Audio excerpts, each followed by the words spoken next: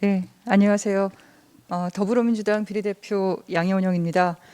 저는 주말 사이에 이제 다른 세계가 펼쳐진다고 생각을 합니다. 그 미국의 조 바이든 대통령 이제 당선 연설을 저희가 같이 들었는데요.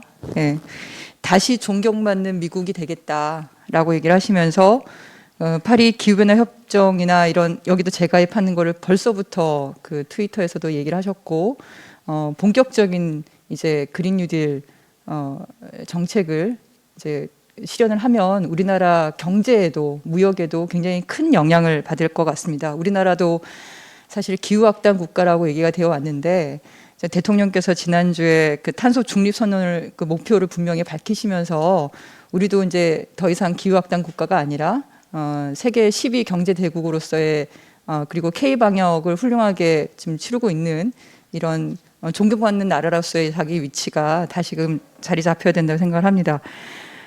홍남기 부총리님, 탄소 중립 선언을 대통령께서 하셨기 때문에 이제 이걸 달성하기 위한 구체적인 로드맵과 실행 계획을 수립해야 될 때라고 보는데요. 어떻게 준비하고 계신지요? 네, 의원님 지금 말씀하신 대로 LEDS를 연말까지 내야 되고 또 대통령께서 그런 큰 틀의 말씀을 주셔서 그에 대한 후속 작업을 지금 관계부처 간에 마지막 검토를 하고 있습니다. 그러면 혹시 이 그래프를 보신 적 있으신지 슬라이드를 좀 보여주시기 바라는데요. 우리가 2030년에 목표를 세웠던 5억 3,600만 톤, 이건 박근혜 정부 때 세웠던 목표인데 이번 정부, 우리 정부에서는 전기 자동차도 더 확대한다 그러고 재생에너지 목표도 더 높였고 석탄 발전소도 더 많이 감축한다고 했는데 똑같은 목표가 아니라 최소한 그 목표에서 1억 7천만 톤은 더 감축을 해야만 2050년 탄소 중립이 가능하다고 합니다. 이 내용 알고 계신가요? 예. 네, 이걸 그러면 NDC라고 하는데 국가 목표 2030년까지 국가 목표를 상향 조정하기 위한 작업은 어떻게 하고 계신가요? 예, 의원님 아까 LEDS 관계도 검토하고 있고요. NDC 관계도 저희가 검토는 하고 있습니다. 아직까지 뭐 결론은 최종적으로 나와 있지 않아서 제가 말씀드리기는 좀 지금 상황은 아닌 것 같은데요. 지금 의원님 지적하신 내용에도 검토가 이루어지고 있습니다. 저런 상향 조정 목표를 상향 조정하는 것에 대해서 준비하고 계신 거죠? 예, 뭐 굉장히 어려움을 느끼고는 있는데요. 그래도 일단 대통령께서 큰 틀의 말씀을 하셨기 때문에 그에 대한 후속 검토 작업을 하고 있습니다. 네. 다음 슬라이드를 보면 조 바이든 이제 당선자가 되시는 건데 이분이 정확하게 77일 이후에는 다시 가입을 하겠다 파리 기후변화 협정에 이런 트윗을 날리셨어요. 저 때가 이제 1월 20일 취임 이후에 바로 가입하겠다고 얘기를 하신 거거든요. 이렇게 되면 이제 굉장히 빠른 속도로 그러니까 전 세계의 경제도 영향을 받을 것 같습니다. 그래서 그 준비를 NDC가 원래 올해 말에 우리가 유엔에 내기로 돼 있는데 약간 늦더라도 상향 조정된 목표를 가지고 분명히 제출해 주시기 바라고요. 성윤모 장관님 오셨나요? 네, 맞습니다. 오셨군요. 네.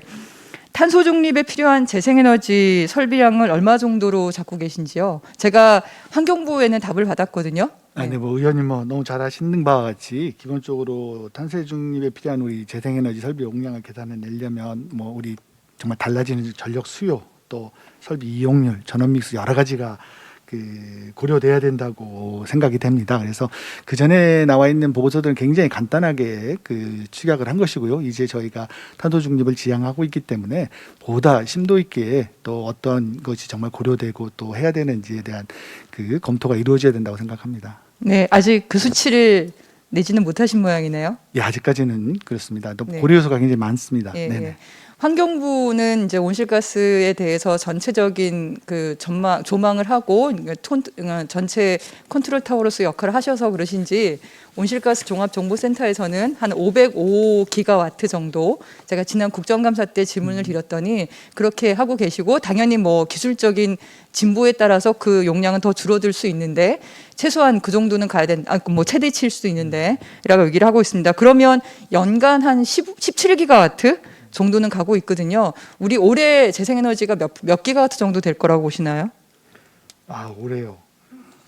저희가 이미 예정했던 그 목표는 저희들이 초과 달성을 한 상태입니다. 네. 아마 태양광은 4에서 5기가와트는 될 것 같아요. 뭐 그럴 수. 상반기에 2기가와트가 넘었으니까. 그렇습니다. 예, 예. 네. 하반기까지 하면은 이 어려운 상황 속에서도 한 4에서 5기가와트, 작년에 3기가와트에 비하면 많이 늘어나고 있는 거죠. 저는 네. 이걸 또 올려서 최소한 7기가와트 이상은 해야 된다 이렇게 보고 있고요. 이 정부 내에서는 연간. 그다음에 풍력이 작년에 200메가와트도 못했거든요. 올해는 어느 정도로 파악하고 계신가요? 올해보다 이제 내년부터 저희가 이제 이게 대규모 해상 풍력 정도가 이제 들어올 수 있을 것으로 기대를 합니다. 저희들이 이 제도를 현재 만들어 나가고 있어서 해상 풍력 쪽이 풍력 쪽이 좀 대도가 좀 부족해서 여태까지 태양광에 비해서 좀 많이 늦었습니다. 그래서 저희가 내년부터는 조금 본격화될 수 있지 않을까 그렇게 생각을 하고 있습니다. 태양광이 이제 낮에 전기를 생산하고 우리가 낮에 전기를 많이 쓰기 때문에 그 역할이 크지만 사실 석탄 발전처럼 이게 기저 발전을 대체를 하려면 1년 365일 24시간 전기 생산이 계속되고 있는 그런 풍력 발전에 좀 더 신경을 쓰셔야 될 것 같고요.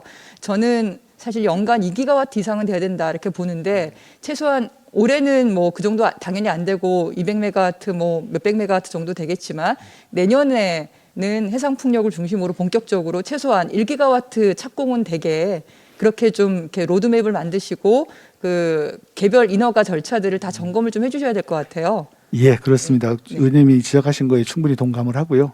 기본적인 제도 형성과 함께 우리 행정적인 지원도 그렇게 이루어질 수 있도록 법적인 제도 지원 형성 전이라도 그 노력을 좀 배가를 하겠습니다. 그래서 저는 이제 홍남기 부총님께 다시 한번 좀 부탁을 드리고 싶은데요. 제가 대정부 질의 때도 말씀을 드렸고 존경하는 김원희 의원님께서도 지난번 예결특위에서 지난주에 이렇게 질의를 하셨는데 8개, 10개 부처에 지금 다 걸쳐 있는 보면 산업부, 환경부, 산림청, 해수부, 국방부 이런 모든 부처에 걸쳐 있는 이 인허가 절차들을 어떻게 원스톱샵 형태로 할 수 있는 걸 준비를 하고 계시죠. 저는 부총리님께서 힘을 내주시면 충분히 가능할 것 같습니다. 예, 의원님 뭐 해외 사례도 제시해주고 해가지고 저희도 원스톱 체제가 굉장히 유용할 것 같습니다. 정부도 적극 검토하도록 하겠습니다.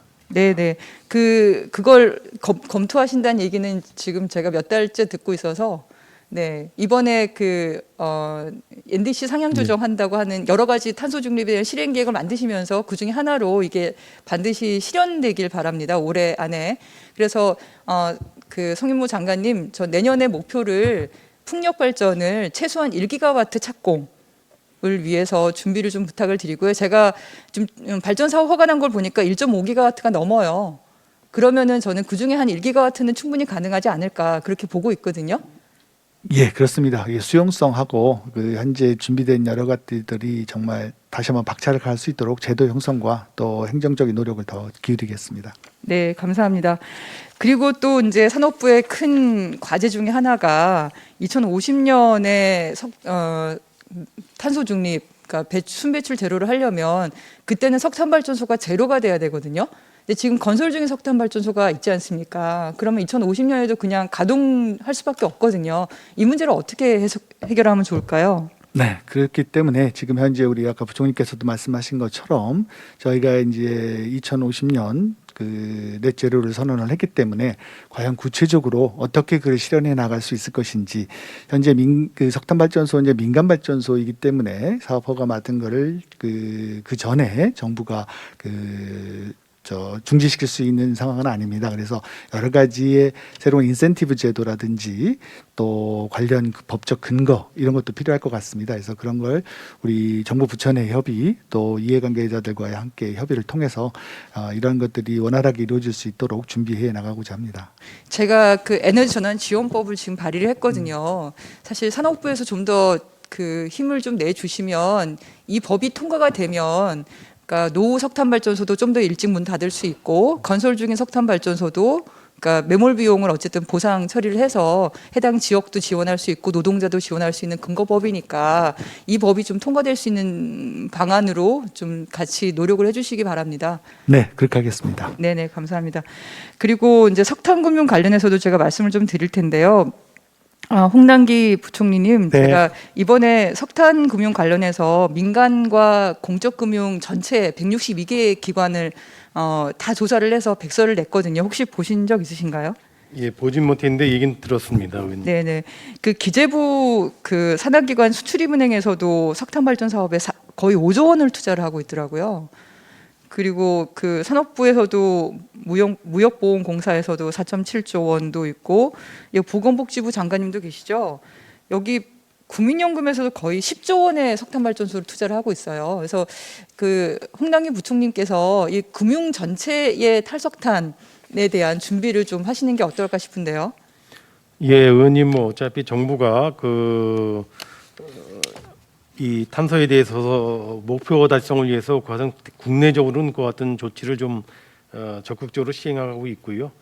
해외 프로젝트와 관련돼서는 최근에 저희가 정부가 9월달에 대경장에서 논의를 해서 방침을 정했습니다. 그래서 전체적으로 매우 아주 엄격한 아주 강화된 요건하에서 제한적으로 검토해 나갈 수 있도록 해서 앞으로 해외 석탄 발전에 대한 수출 금융 지원은 사실상 어렵지 않을까 저는 그렇게 생각이 됩니다. 그 조건을 갖춘 경우에는 지원이 되겠지만은 조건이 굉장히 엄격해서 그렇게 되지 않을까 그렇게 생각이 됩니다. 방금 말씀하신 거는 사실 조 바이든 대통령 당선 전에는 그 정도 강력한 조건 정도로도 이제 가능했을지 모르겠지만 이제 미국조차도 저렇게 바뀌게 되면 저는 해외 석탄 발전소도 이용률 하락으로 실제 수익이 굉장히 저하될 수밖에 없어서 사실상의 투자는 불가능한 게 아닌가. 그럼 불가능한 상태에 그냥 있는 것보다는 우리가 선제적으로 석탄 발전에 대해서 투자하지 않겠다고 선언하시는 게 아까 말씀드렸던 다시금 존경받는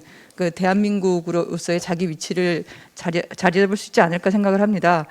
그 금융위원회 은선수 위원장님도 그 국내 금융기관의 석탄금융 현황을 좀 보셨는지 궁금합니다. 예, 봤습니다. 네네. 금융의 역할도 굉장히 중요하거든요. 예, 네. 그 세계 녹색 그 금융 네트워크에 우리가 한국은행이 참여하고 있기도 하고, 그리고 그 각 기업들의 금융 상태가 얼마나 그 온도, 그러니까 전 세계의 지구 온도가 올라가는 데 따라서 이렇게 부채와 자초자산이 늘어날지 이런 평가를 하고 있지 않습니까? 예, 네, 금융에 자세히 좀 들여다봐 주시기 바랍니다. 예, 알겠습니다. 네, 감사합니다.